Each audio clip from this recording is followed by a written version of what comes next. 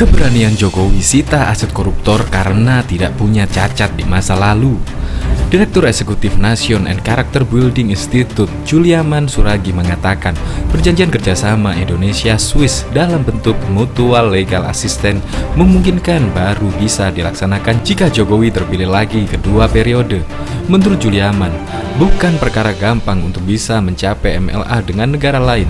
Upaya pemerintah bisa MLA ini patut diapresiasi karena ada niat pemerintah membuat gebrakan mengembalikan aset negara yang dibawa kabur ke luar negeri, kata Juliaman. Dia menambahkan keberanian Jokowi untuk menyita aset negara dari luar negeri karena Jokowi tidak punya beban di masa lalu. Beliau terbebas dari masa lalu yang penuh kekelaman dan bahkan sudah selesai dengan dirinya sendiri. That is point, paparnya. Hal yang sama disampaikan Koordinator Masyarakat Anti Korupsi Indonesia, Boyamin Saiman. Ia mengatakan MTA sangat perlu dilakukan, terlebih dengan Swiss yang ia katakan tak gampang bekerja sama dengan negara tersebut. Sepengetahuannya, MTA juga pernah dilakukan oleh Indonesia dengan negara lain, namun dalam teknis pelaksanaannya belum membuahkan hasil. Sangat penting karena tidak gampang bikin MTA dengan negara lain, khususnya Swiss. MTA sudah pernah dilakukan dengan negara lain. Untuk Swiss juga sudah pernah ada, namun belum sempat level teknis pelaksanaan, sehingga belum ada hasilnya, kata Boyamin. Boyamin mengaku tak mengetahui secara pasti siapa-siapa saja pihak yang menyembunyikan dana di Swiss atau di Eropa.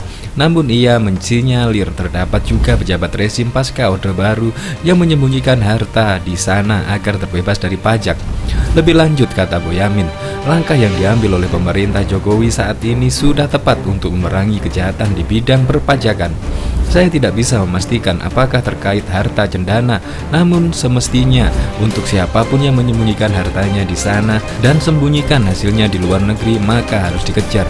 Saya ada dugaan justru dari rezim setelah Soeharto ada yang bermain di Swiss, kata Boyamin. Seperti diketahui, Menteri Hukum dan Hak Asasi Manusia RI Sayona Lauli menandatangani perjanjian Mutual Legal Assistance MLA dengan Menteri Kehakiman Swiss Karin Keller-Sutter di Bern, Swiss, Senin 4 Februari 2019 lalu.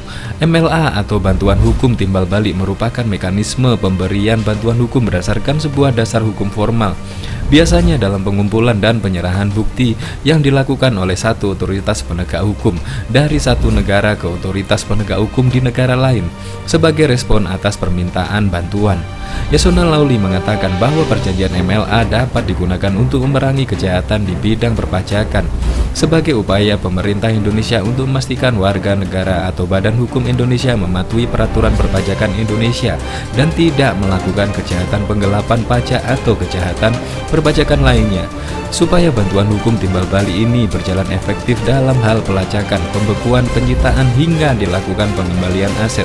Hal tersebut didasarkan konvensi atau perjanjian internasional yang mungkin terjadinya bantuan hukum timbal balik.